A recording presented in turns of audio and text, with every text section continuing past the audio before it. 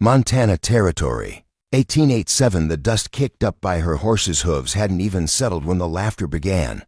Men, lounging outside Murphy's saloon, pointed and whispered, their voices carrying across the main street of Deadwood Gulch like tumbleweeds. In the wind, what they saw defied all sense. A woman in a torn black dress, her graying hair wild as a storm, cradling what looked to be a grown man across her saddle. Blood had dried dark on both their clothes, and her eyes burned with something that made the evening shadows seem bright by comparison. They laughed because they didn't know what else to do with such a sight.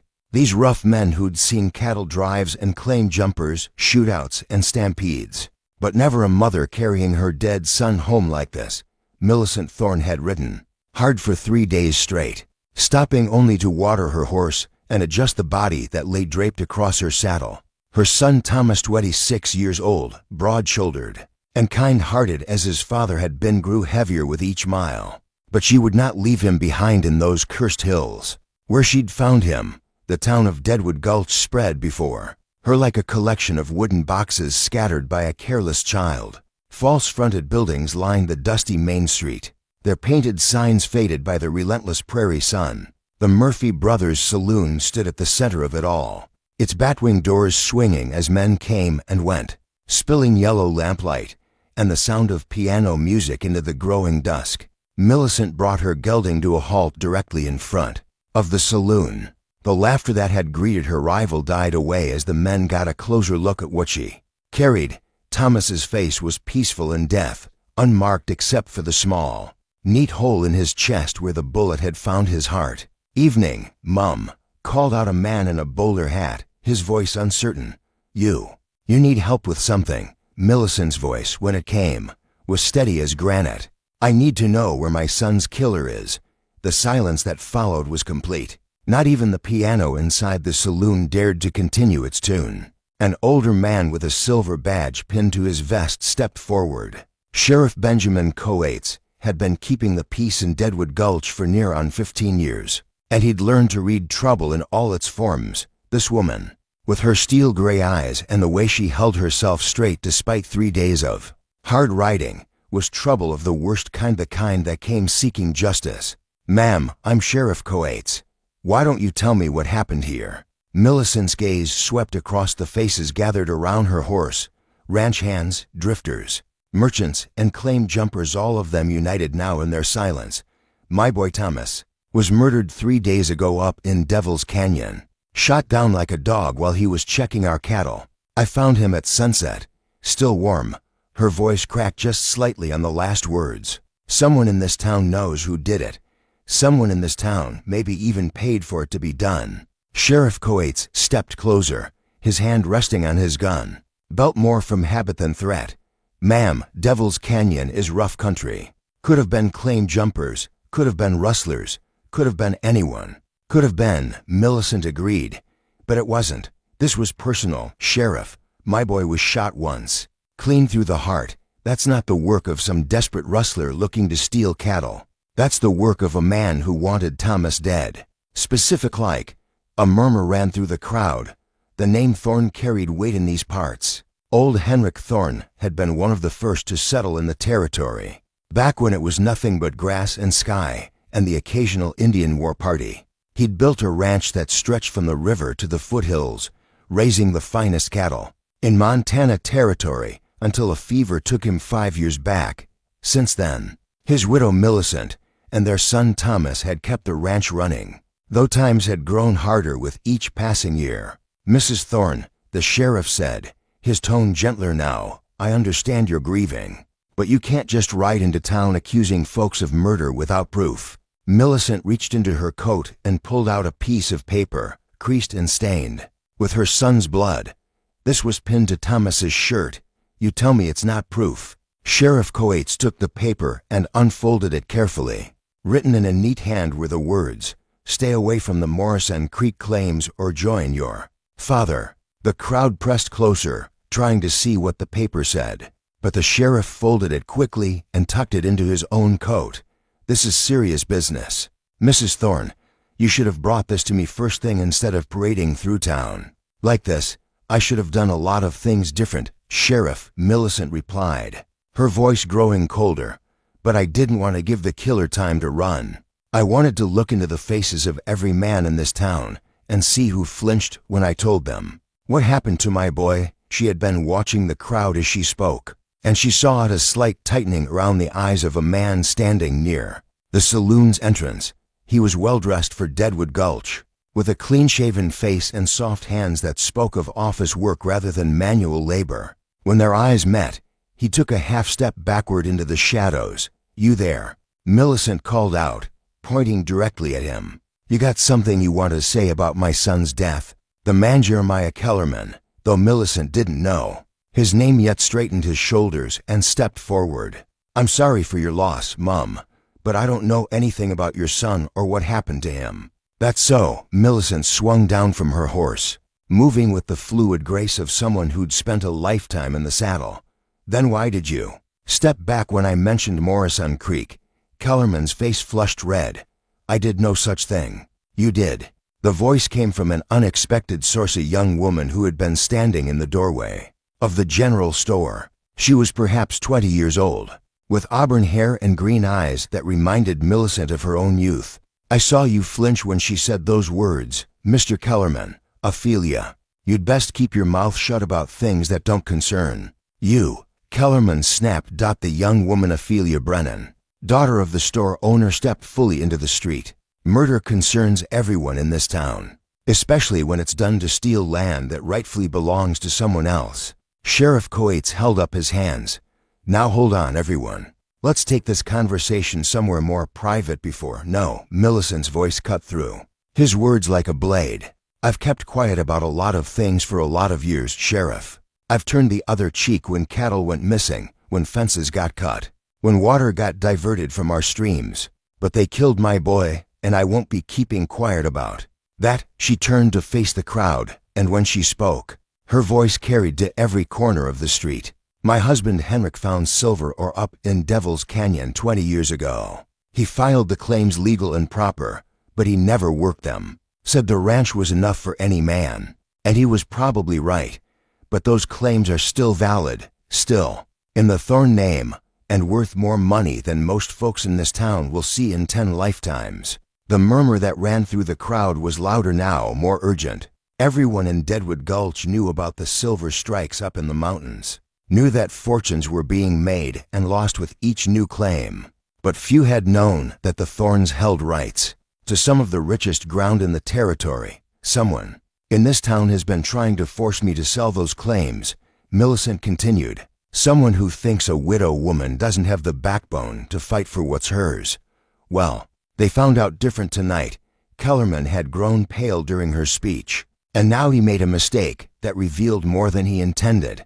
"Mrs. Thorne, perhaps we should discuss this matter privately. I'm sure we can reach some sort of arrangement." "What kind of arrangement?"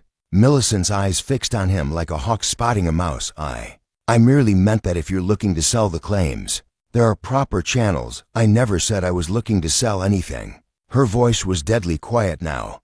"But you seem to know an awful lot about claims I never told you I had." The trap had been set and sprung so quickly that Kellerman didn't realize he'd walked into it until the words were already out of his mouth. He looked around desperately, but the faces surrounding him offered no help. Even his own associates had taken a step back, leaving him isolated in the growing circle of townspeople. Sheriff Coates cleared his throat. "Mr. Kellerman, I think you'd better come with me to the jail. We need to have a long talk about what you know and when you knew it." "This is ridiculous," Kellerman protested, but his voice lacked conviction. "I'm a respected businessman in this community. I won't be treated like some common criminal based on the ravings of a grief-stricken woman." That was his second mistake. The men of Deadwood Gulch might be rough and ready, but they had their own code of honor, and speaking ill of a woman who'd just lost her son was not acceptable behavior. The crowd's mood shifted palpably, and Kellerman found himself facing not just Millicent's wrath, but the disapproval of the entire town. "Mum," said a grizzled old prospector named Ezekiel Walsh, "I've been in these parts since before there was a town here, and I knew your husband well. Henrik Thorne was a good man. And if he said that boy of yours was worth 10 of any other man in the territory, then he was speaking truth. If someone killed young Thomas, then by God, they ought to hang for it. A chorus of agreement rose from the crowd. These people had known Thomas Thorne, had seen him help with barn raisings and cattle drives, had watched him treat everyone from the richest rancher to the poorest drifter with the same honest respect. His death was not just a loss to his mother, but to the entire community. Kellerman saw the way the wind was blowing and made one last desperate play. Even if I knew something about the claims, which I'm not saying I do, that doesn't make me a murderer. You can't prove I had anything to do with what happened to Thomas Thorne. Maybe not, Millicent agreed. But I can prove you've been trying to steal my land for the past 6 months. She reached into her saddlebags and pulled out a thick folder tied with string. Every letter you sent, every offer you made, every threat. You had your hired men deliver. I kept them all, Mr. Kellerman, every single one. The folder hit the ground at Kellerman's feet with a solid thump, and papers scattered in the evening breeze. Even in the lamplight, everyone could see the letterhead on the documents: Kellerman Mining Consortium. In bold black type. Sheriff Coates bent to gather the papers, his expression growing grimmer with each page he read. Mrs. Thorne, how long has this been going on? Started right after the snow melted this spring. First it was polite offers to buy the Morrison Creek claims. When I said no, the offers got less polite. When I kept saying no, the accidents started happening. What kind of accidents? Ophelia asked. Cattle poisoned by salt licks that appeared overnight, fences cut and herds scattered, water holes fouled with dead animals, the kind of accidents that happen when someone wants to make ranching so expensive and difficult that you give up and sell out. Kellerman was sweating now despite the cool evening air. You can't prove any of that was connected to me or my business, can't I? Millicent smiled, but there was no warmth in it. Sheriff, you might want to take a close look at that last letter. In the pile, the one dated 3 days ago. Coates found the paper and read it aloud. Mrs. Thorne, this is your final notice. Either you sell the Morrison Creek claims to our consortium for the agreed-upon price, or you will face consequences that extend beyond simple business difficulties. Your son's safety and your own cannot be guaranteed if you continue to be unreasonable in this matter. The silence that followed was absolute. Even the piano inside the saloon had stopped playing. That's a death threat, Ezekiel Walsh said, flatly, plain as day. Kellerman's face had gone from red to white to gray in the space of a few seconds. That letter wasn't supposed to. I mean, it was just meant to encourage negotiation. Not what? Sheriff Coates asked. Not get a young man killed? I didn't kill anyone. Kellerman's voice cracked like a teenager's. I hire people to handle business matters, but I would never order someone to commit murder. Then who did you hire? Millicent asked, her voice soft and dangerous. Who did you pay to frighten my family? Who did you send to make sure we understood how serious you were about getting those claims? Kellerman looked around desperately, but he was trapped as surely as if he'd been caught in a bear snare. Every face in the crowd was hostile, every pair of eyes demanded answers he didn't want to give. There's a man, he said finally, goes by the name Cole Bridger. He handles difficult situations for various business interests in the territory. What kind of difficult situations? Sheriff Coates asked. Property disputes, labor troubles, things that require a firm hand. You mean things that require violence, Ophelia said. Kellerman nodded miserably. But I never told him to kill anyone. I swear on my mother's grave, I never said anything about killing. What exactly did you tell him? Millicent asked. I told him to make it clear that the Thorne family needed to be reasonable about selling the claims. I told him to make sure they understood the consequences of continued stubbornness. And how was he supposed to make that clear? I don't know. I didn't ask for details. I just said to handle it however he thought best. The crowd erupted in angry voices. Everyone understood now what had happened. Kellerman had hired a killer to intimidate the Thorne family, and that killer had decided that the best way to send a message was to put a bullet in Thomas Thorne's heart. Where's this Cole Bridger now? Sheriff Coates demanded. I don't know. He moves around. Could be anywhere in the territory. When did you last see him? 4 days ago. He came to my office, said he was heading up to Morrison Creek to deliver the final message to the Thornes, 4 days ago, 1 day before Thomas was killed. Millicent had heard enough. She walked over to where Kellerman stood and looked him in the eye. You killed my son as surely as if you pulled the trigger yourself. You may not have meant for it to happen, but you set it in motion, and now Thomas is dead because of your greed. Mrs. Thorne, I'm sorry. I'm truly sorry. If I could take it back, but you can't. Her voice was flat, emotionless. You can't bring back my boy, and you can't undo what you've done. All you can do now is help me find the man who actually pulled the trigger. I'll do whatever I can to help, Kellerman said quickly. I'll tell you everything I know about Bridger, where he might go, who he associates with. You'll do that from a jail cell. Sheriff Coates interrupted. Jeremiah Kellerman, you're under arrest for conspiracy to commit murder and making terrorist threats. You have the right to remain silent, though I suspect you've already said more than enough. As the sheriff led Kellerman away, the crowd began to disperse, but many of the townspeople stopped to speak with Millicent, offering their condolences and their help in finding Cole Bridger. The solidarity was touching, but it couldn't fill the hole in her heart where Thomas used to be. Ophelia Brennan was the last to approach. Mrs. Thorne, I'm sorry for your loss. Thomas was a good man, and he didn't deserve what happened to him. No, he didn't, Millicent agreed. But thank you for speaking up when you did. It helped me see who was lying and who was telling the truth. What will you do now? Millicent looked up at the stars, beginning to appear in the darkening sky. I'm going to bury my son. Then I'm going to find Cole Bridger and make sure he pays for what he did. And after that, I'm going to work those Morrison Creek claims myself. I'm going to pull every ounce of silver out of that ground. And I'm going to use the money to make sure nothing like this ever happens to another family in this territory. Before we begin, we'd love for you to watch the story closely and, by the end, rate it out of 10 in the comments. Your feedback helps us understand the kind of stories you enjoy, and it guides us in creating even better content for you. The funeral was held 2 days later in the small cemetery on the hill overlooking Deadwood Gulch. It seemed like half the territory showed up to pay their respects to Thomas Thorne. Ranchers and miners, merchants and drifters. Even some of the working girls from Murphy's saloon came to see the young man laid to rest. Reverend Marcus Holloway, a circuit preacher who happened to be passing through, spoke over the grave about justice and mercy, about the need for law and order in a wild land. His words were meant to be comforting, but Millicent found little comfort in them.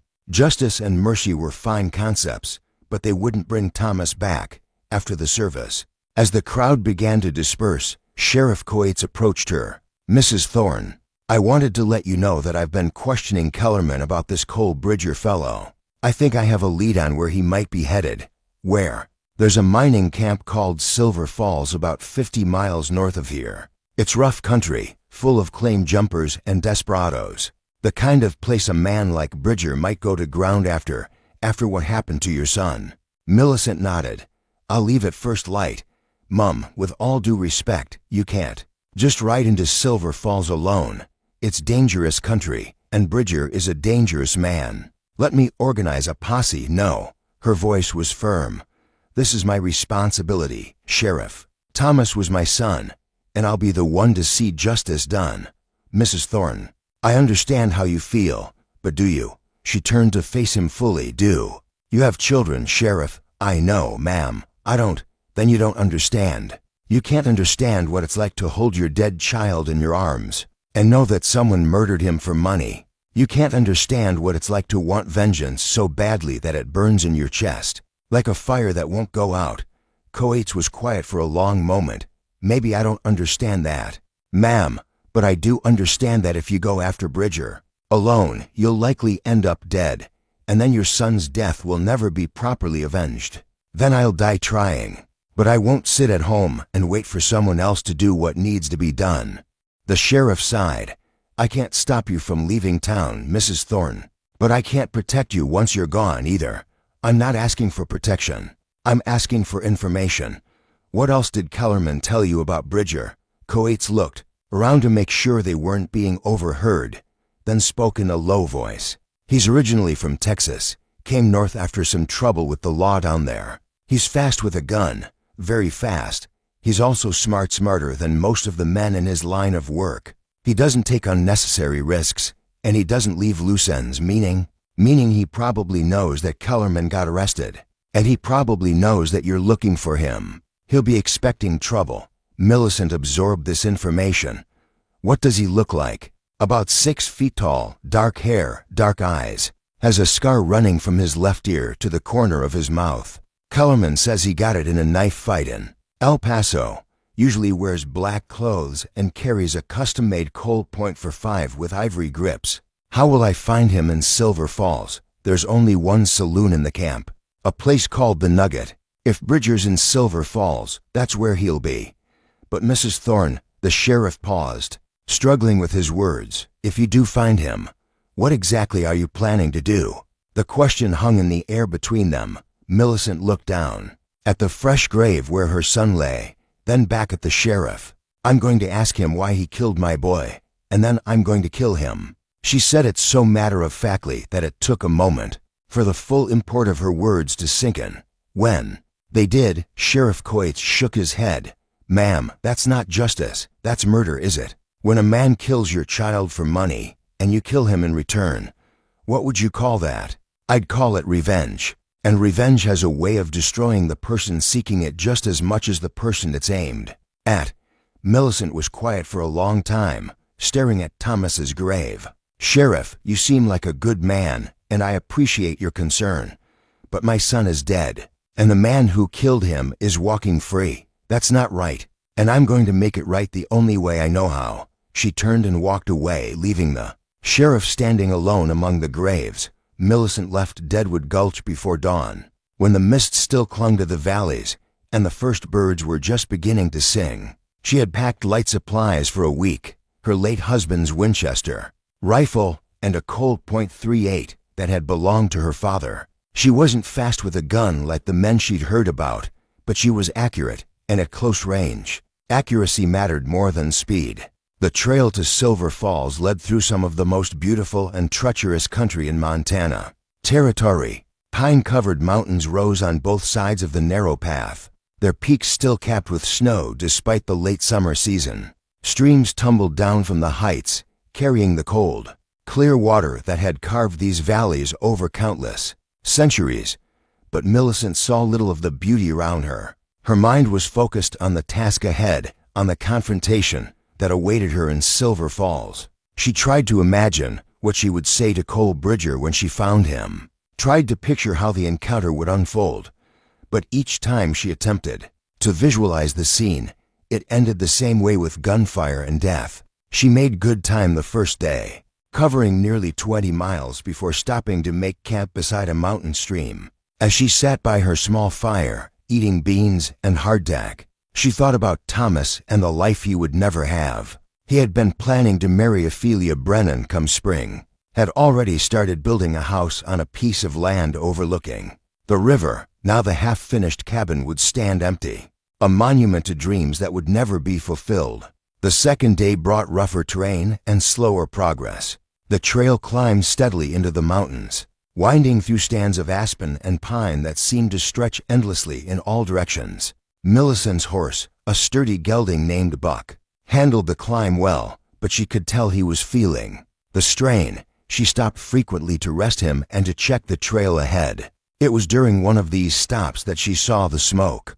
It was just a thin wisp rising from a valley about a mile ahead, barely visible against the afternoon sky. It could have been a campfire, or it could have been something else entirely. But in this remote country, any sign of human presence was worth investigating. Millicent approached the source of the smoke carefully, staying in the trees and watching for any sign of movement. What she found was a small cabin nestled in a grove of pines, with a thin stream of smoke rising from its chimney. A horse was tethered outside a fine-looking bay mare that had clearly been ridden hard recently. She was debating whether to approach openly or to wait and observe when the cabin door opened, and a man stepped out. He was tall and dark-haired, dressed in black clothes that had seen better days, and running from his left ear to the corner of his mouth was a livid scar. that marked him as clearly as if he'd been wearing a sign. Cole Bridger. Millicent's heart began to pound as she watched. The man who had killed her son. He moved with the easy confidence of someone who was comfortable with violence, checking his horse's gear with practiced efficiency. He was preparing to leave, she realized. If she was going to confront him, it had to be now. She guided Buck closer to the cabin, staying in the trees until she was within 30 yards of the clearing. Then she dismounted, tied her reins to a low branch, and drew her father's colt. Cole Bridger, she called out, stepping into the open with the gun held ready. The man spun around, his hand moving toward his own weapon with lightning speed. But when he saw that she already had him covered, he froze, his fingers just touching the butt of his gun. Well, he said, his voice carrying a slight Texas drawl. Mrs. Millicent Thorne, I presume. I've been wondering when you'd show up. You killed my son. I did. There was no denial, no attempt to justify or explain, just a simple acknowledgement of fact. The casual way he admitted it hit Millicent like a physical blow. She had expected denials, arguments, perhaps even remorse. She had not expected this matter-of-fact acceptance. Why? She asked. Bridger shrugged. I was paid to deliver a message. Your boy didn't want to listen to the message, so I delivered it in a way he couldn't ignore. He was unarmed. He was checking cattle. He was reaching for a rifle when I shot him. Self-defense, that's a lie, is it? You weren't there, Mrs. Thorne. You don't know what happened. But even as he spoke, she could see the lie in his eyes. Thomas had been shot in the chest, not the back. He had been facing his killer when he died. But he had also been unarmed, she was certain of that. Thomas never carried a rifle when he was just checking cattle in familiar territory. It doesn't matter, she said, armed or unarmed. He didn't deserve to die. Nobody deserves to die, Mrs. Thorne. But sometimes people die anyway. That's the way the world works. And sometimes people die because other people make them die. That's also the way the world works. Bridger smiled, but there was no humor in it. You planning to shoot me? Mrs. Thorne, I'm planning to see justice done. That's not the same thing, isn't it? They stood facing each other across the clearing, to people whose lives had been brought together by violence and greed. The late afternoon sun slanted through the pine trees, casting long shadows across the ground between them. I'll make you a deal, Bridger said. You turn around and ride back to Deadwood Gulch, and I'll ride the other way. We'll call it even. Even. My son is dead. Your son is dead. And killing me won't bring him back. It'll just make you a killer like me. Maybe I'm already a killer like you. Maybe that's what it takes in this world. Maybe it is. But are you ready to find out? The question hung in the air.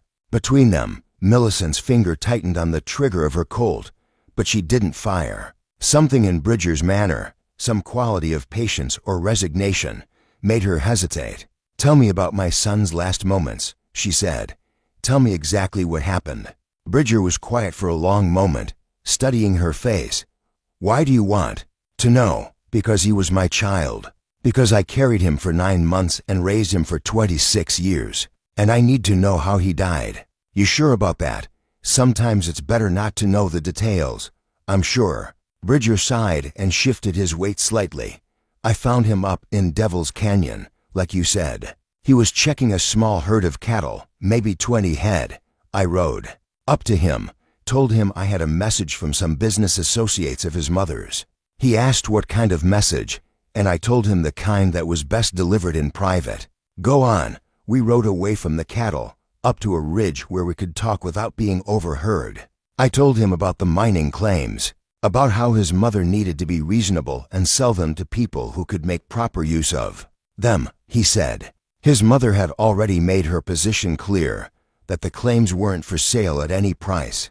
And then I told him that his mother's position was going to cause problems for both of them, that there were people who wouldn't take no for an answer indefinitely, that accidents could happen to folks who weren't careful. Millicent felt her anger rising. You threatened him. I explained the situation to him. He didn't seem to understand how serious it was, so you shot him. So I made the situation clearer. I drew my gun and told him that the next time I came calling, I wouldn't be as patient. I told him to make sure his mother understood that. and he went for his rifle. Bridger shook his head. No, ma'am, he didn't go for any weapon. He just looked at me with those honest eyes of his and said something that surprised me. What did he say? He said, Mister, I don't know who you are or who sent you, but if you think threatening my mother is going to get you what you want, you don't know much about Thorne women. She'll fight you till her last breath, and so will I despite everything. Millicent felt a surge of pride. That sounded exactly like something Thomas would say. So you killed him for that? I killed him because he was right. I could see it in his eyes, Mrs. Thorne. He was never going to back down. Never going to convince you to sell those claims, as long as he was alive. You had someone to fight for, someone to protect. I figured if he was dead, you'd be more reasonable about business matters. The cold calculation in his voice was worse than any show of anger or remorse would have been. He had murdered her son not in passion or self-defense, but as a business decision. Thomas had died because Cole Bridger thought his death would be useful. You figured wrong, she said. I'm starting to realize that. The fact that you tracked me down out here proves you're not as easy to intimidate as I thought. I'm not easy to intimidate at all. No, ma'am, I can see that you're not. Which brings us back to the original question. What are you planning to do now? Millicent looked at the man who had killed her son, and for the first time since leaving Deadwood Gulch, she found herself uncertain. She had come here to kill Cole Bridger, but now that she was facing him, she wasn't sure she could do it, not because she lacked the courage, but because she wasn't sure it would accomplish anything. I want you to surrender, she said finally. I want you to come back to Deadwood Gulch with me and stand trial for Thomas's murder. Bridger laughed, but there was no humor in the sound. Mrs. Thorne, you seem like a reasonable woman, so I'm going to explain something to you. I'm not going to surrender, and I'm not going to stand trial. I'm going to finish my business here in Montana Territory, and then I'm going to head south to warmer climates. If you try to stop me, I'll kill you just like I killed your son. You can try. I won't have to try very hard. You're not a gunfighter, Mrs. Thorne. You're a rancher's widow with a grievance and a gun. That's not the same thing. Maybe not. But I'm also a mother whose child was murdered, and that makes me more dangerous than you think. Does it? We'll see. He was going to draw, she realized, despite the fact that she already had her gun out and pointed at him. He was going to try for his weapon. The arrogance of it was breathtaking, but she could see the calculation in his eyes. He thought he was fast enough to outdraw her even though she had the advantage. Maybe he was right. Maybe he was faster than she was. But she was done talking. Don't. She said quietly. Don't what? Don't make me kill you.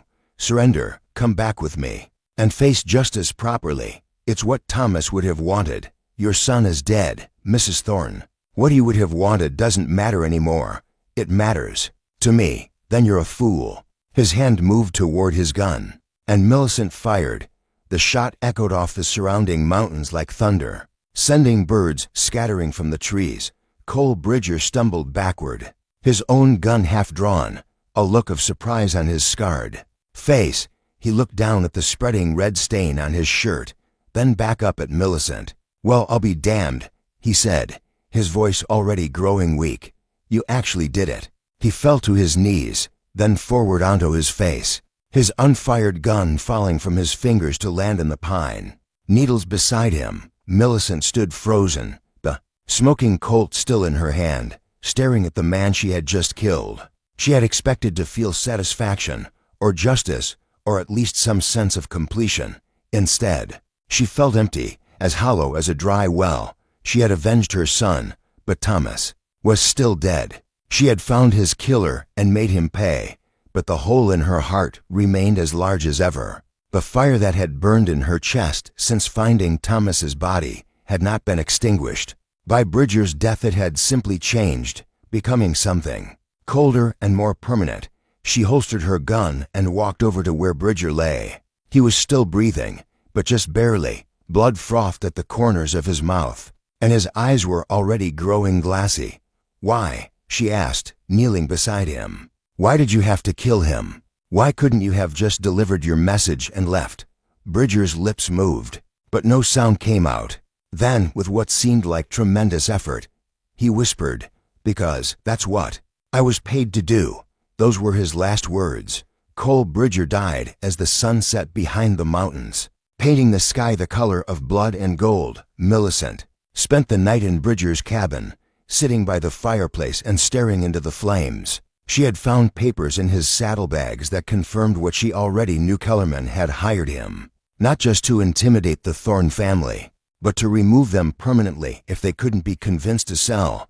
There were letters from other mining interests as well, correspondence that revealed a network of corruption and violence stretching across the territory. Bridger hadn't been just a gun for hire. He'd been part of an organized effort to force small landowners off their claims. Through intimidation and murder, she read through all of it, memorizing names and dates, building a picture of the conspiracy that had cost Thomas his life. Kellerman was just one tentacle of a much larger beast, and that beast was still very much alive. When morning came, she loaded Bridger's body across his horse and began the long journey back to Deadwood Gulch. She rode slowly, in no particular hurry to return to a world that no longer held her son. The mountains seemed less beautiful now, their grandeur dimmed by the weight of what she carried. She reached town just as the church bells were ringing for Sunday service. The sight of her leading Bridger's horse with its grim burden caused quite a stir, and by the time she reached the sheriff's office, a crowd had gathered. Sheriff Coates came out to meet her, his face grave but unsurprised. "Mrs. Thorne, I take it this is Cole Bridger." "It is, and I take it he resisted arrest." Millicent looked at the sheriff for a long moment, understanding the question he was really asking. "He drew on me, Sheriff. I had no choice but to defend myself. It was the truth, as far as it went." Coates nodded and helped her unload the body. "I'll need a full statement from you, ma'am. But first, you should know that Kellerman has been talking. He's told us about several other cases where Bridger was hired to handle problems for various mining interests. I know. I found papers in his saddlebags." She handed over the documents she had taken from the cabin. "There are other names in there, Sheriff, other men who need to answer for what they've done." Coates took the papers and scanned through them quickly. "Mrs. Thorne, this is bigger than just your son's murder. This is evidence of a conspiracy that goes all the way to the territorial capital." "I figured as much. What are you going to do about it?" "I'm going to send these documents to the U.S. Marshal's office in Helena. They have the authority to investigate crimes that cross county lines." He paused, studying her face. What are you going to do?" Millicent looked around at the crowd of townspeople who had gathered to see her return. Many of them were friends and neighbors, people who had known Thomas since he was a boy. Others were strangers, drawn by curiosity or the promise of excitement. All of them were waiting to see what the widow woman would do next. "I'm going to bury Cole Bridger," she said finally, "and then I'm going to work my husband's claims. I'm going to pull every ounce of silver out of that ground, and I'm going to use the money to make sure this never happens to another family." "That's dangerous work, Mrs. Thorne. You'll need help." "Then I'll hire help. There are plenty of good men in this territory who aren't afraid of hard work or hard men." Ophelia Brennan stepped forward from the crowd. "Mrs. Thorne, if you're looking for help, you might want to consider hiring women as well as men. There are quite a few of us who know how to handle ourselves in difficult situations." Millicent looked at the young woman who had spoken up for her that first night, who had helped expose Kellerman's lies. "You thinking of a career change?" "Miss Brennan, I'm thinking of a chance to make a real difference in this territory, to help build something better than what we have now. Mining is hard work, dangerous work. So is living in a place where men like Kellerman and Bridger think they can do whatever they want to honest people." Millicent considered this. Ophelia was young and strong, and she had already proven that she wasn't afraid to stand up to powerful men. Maybe it was time to try something different, to build something new from the ashes of what had been destroyed.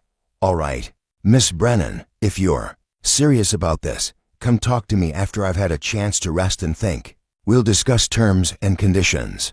"Yes, ma'am, I'll do that." The crowd began to disperse, but many of the people stopped to speak with Millicent before they left. Some offered condolences, others offered help, and a few offered business propositions. Word was already spreading about the Morrison Creek claims, and there were those who saw opportunity in tragedy. But Millicent turned them all away. The claims were not for sale, not now and not ever. They were Thomas's legacy, and she would honor that legacy by making them productive in a way that benefited the entire community, not just a handful of wealthy investors. Over the following months, Millicent Thorne became something of a legend in Montana territory. The story of how she had tracked down her son's killer and brought him to justice spread from mining camp to cattle ranch, growing in the telling until it bore only passing resemblance to the actual events. But the reality was impressive enough without embellishment. She had indeed found and killed Cole Bridger, and the evidence she had recovered from his cabin had led to a territorial investigation that resulted in dozens of arrests and convictions. The mining consortium that had employed Kellerman was disbanded, its assets seized by the federal government and sold to legitimate operators. Kellerman himself was sentenced to 20 years in territorial prison for his role in Thomas's murder. He would be an old man before he saw freedom again, assuming he lived that long. Prison was not a healthy place for men who had grown soft from office work, but for Millicent, these victories felt hollow. Justice had been served, but Thomas was still dead, and no amount of legal satisfaction could fill the void his death had created in her life. She threw herself into developing the Morrison Creek claims with an intensity that worried her friends and neighbors. She hired a crew of experienced miners, including several women who had worked claims in California and Colorado. Ophelia Brennan proved to be a natural at organizing the complex logistics of mining operations, and within 6 months she had been promoted to assistant foreman. The silver they pulled from the ground was some of the richest ore ever found in Montana territory. The claims that Henrik Thorne had filed 20 years earlier proved to be sitting on top of a vein that seemed to have no end. Within a year, the Morrison Creek mine was producing more silver than any other operation in the territory. But Millicent didn't keep the profits for herself. True to her word, she used the money to improve conditions throughout the region. She funded the construction of a proper school in Deadwood Gulch, hired teachers from back east, and established a scholarship fund for children whose families couldn't afford to send them to college. She also used her newfound wealth and influence to support other women who wanted to start their own businesses or develop their own claims. The territory was changing, becoming more civilized and more prosperous, and Millicent wanted to make sure that the benefits of that change were shared by everyone, not just the wealthy and powerful. On the first anniversary of Thomas's death, she stood at his grave and spoke to him as if he were still alive. "I kept my promise, son," she said quietly. "I found the man who killed you, and I made him pay. I found the men who paid him, and I made them pay too. The claims are producing more silver than your father ever dreamed of, and I'm using it to build the kind of community you would have wanted to live in." She paused, listening to the wind in the trees and the distant sound of children playing in the town below. "I know you would have wanted me to forgive them, to turn the other cheek like the Bible says, and maybe someday I will, but not yet, Thomas. The anger is still too fresh, the wound too deep. Maybe that makes me a hard woman. Maybe it makes me no better than the men who took you from me. But it's the only way I know how to honor your memory." She placed a bouquet of wildflowers on the grave and turned to leave. As she walked back toward town, she saw Ophelia approaching with a concerned expression on her face. "Mrs. Thorne, we have a problem at the mine. There's been an accident." Millicent's heart skipped a beat. "How bad?" "Bad enough. One of the support timbers gave way in shaft number 3. We have 2 men trapped, and I'm not sure how long the remaining supports will hold. Any word from them? They're alive, but one of them is injured. We need to get them out quickly." Millicent followed Ophelia back to the mine, where a crowd of workers and townspeople had gathered. The rescue operation was already underway, but it was slow, dangerous work. One wrong move could bring down the entire section of the mine, killing the trapped men and anyone trying to rescue them. "Who's down there?" Millicent asked. "Jake Hawkins and Miguel Santos. Jake's the one whose hurt took a piece of timber to the leg when the support gave way." Millicent knew both men well. Jake was a veteran miner from Colorado who had been with her crew almost from the beginning. Miguel was younger, a recent immigrant from Mexico who was working to save money to Bring his family north. What do you need from me? She asked. We need to shore up the tunnel before we can get them out safely. That means more timber, more men, and more time. But I'm not sure we have much time. Then we'll have to work with what we have. Get me a crew of volunteers, experienced miners only. And send someone to town to fetch Dr. Patterson, if Jake is hurt as badly as you say. We'll need medical attention ready as soon as we get him out. The rescue took 6 hours, 6 hours of careful, painstaking work, removing debris and installing new supports while listening to the ominous creaking of stressed timber overhead. But finally, they managed to create a stable passage to where the two men were trapped. Jake Hawkins was in bad shape. His leg was broken, and he had lost a lot of blood. But he was conscious and alert, and he managed a weak smile when he saw Millicent's face appear in the narrow rescue tunnel. "Afternoon, Mrs. Thorne," he said. "Sorry about the inconvenience. Don't you worry about that. Jake, let's just get you out of here." They managed to extract both men without further incident, and Dr. Patterson was able to stabilize Jake's condition. The doctor said he would recover fully, though he might walk with a slight limp for the rest of his life. As the crowd dispersed and the injured men were taken to town for treatment, Millicent found herself alone with Ophelia at the mine entrance. "This is the third accident we've had this year," Ophelia said quietly. "Maybe it's time to consider whether we're pushing too hard, trying to extract too much or too quickly." Millicent looked up at the mountains surrounding them, thinking of Thomas and all the dreams that had died with him. "Maybe you're right. Maybe I have been pushing too hard, trying to build something perfect out of something broken." "The mine isn't broken, Mrs. Thorne. It's just dangerous. All mines are dangerous. But that doesn't mean we should stop working them." "No, I suppose it doesn't. But maybe we should work them more carefully, with more respect for the men who risk their lives down there." "That sounds like something Thomas would have said." Millicent smiled sadly. "He was always the voice of reason in our family, even as a child. He could see solutions that escaped everyone else. He would be proud of what you've accomplished here. The mine, the school, the scholarships, all of it. You've honored his memory in the best way possible, have I? Sometimes I wonder if I've just used his death as an excuse to build something that serves my own need for vengeance rather than the community's need for progress. Why can't it be both? Why can't something serve justice and progress at the same time?" It was a good question, one that Millicent had been wrestling with for months. She had set out to avenge her son's death, and she had accomplished that goal. But somewhere along the way, the mission had expanded into something larger and more complex. "I don't know," she admitted.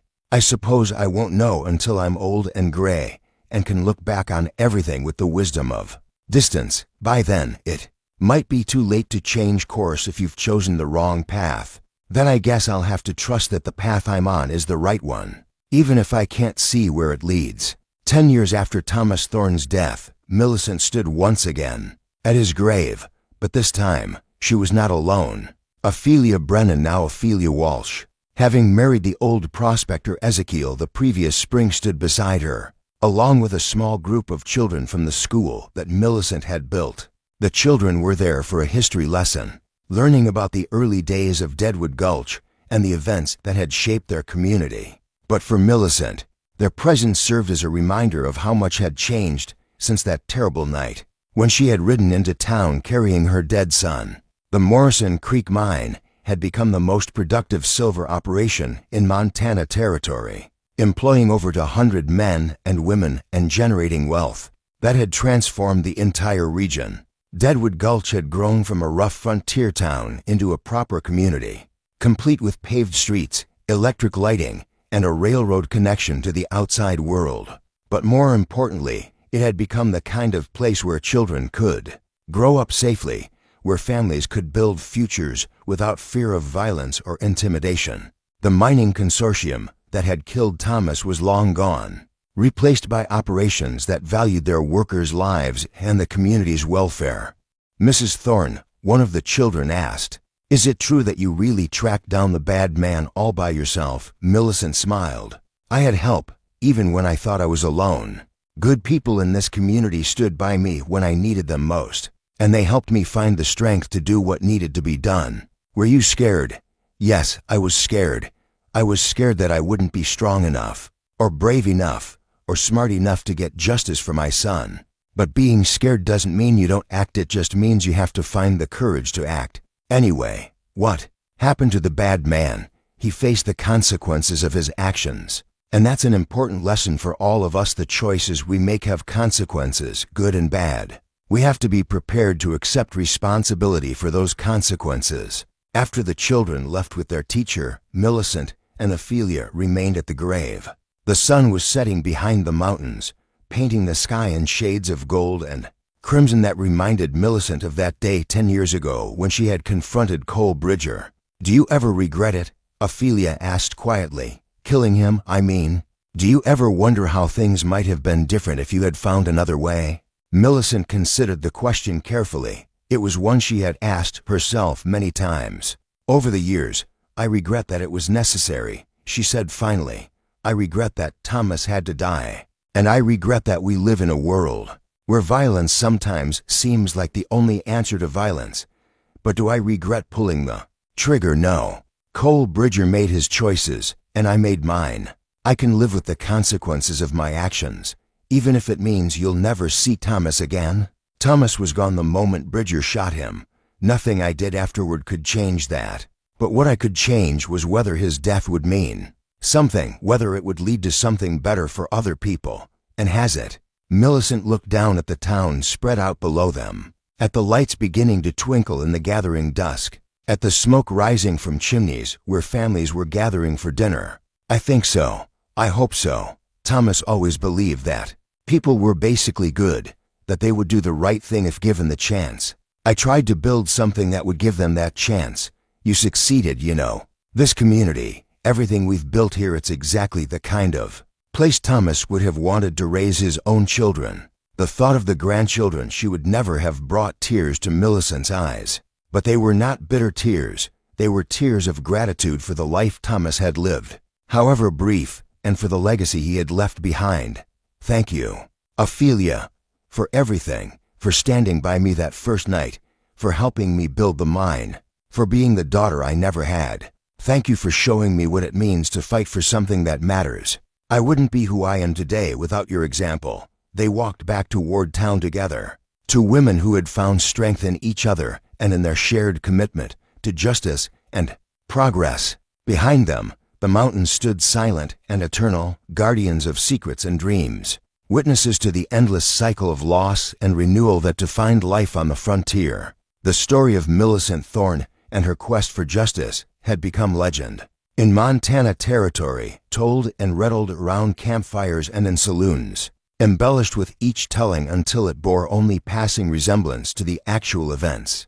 But the truth was more powerful than any legend. A woman had lost her son to greed and violence, and rather than surrender to despair, she had chosen to fight for a better world. That fight continued every day, in the decisions made by the men and women who worked the mines, in the lessons taught to children in the schools, in the laws passed by territorial legislators who had learned that some things were more important than profit. Thomas Thorne was dead, but his legacy lived on in the community his mother had built in his memory. And perhaps in the end, that was the greatest revenge of all, not the death of his killers, but the triumph of the values he had lived by and died for. As the stars appeared in the darkening sky above Deadwood Gulch, Millicent Thorne walked home through streets that were safe and well-lit, past houses where families lived without fear, through a town that had been transformed by tragedy into something approaching Thomas's vision of what the world could be. It was not a perfect world. Perfection was beyond human reach, but it was a better world, a world where justice mattered and where the strong protected the weak, rather than preying upon them. And in the end, that was enough.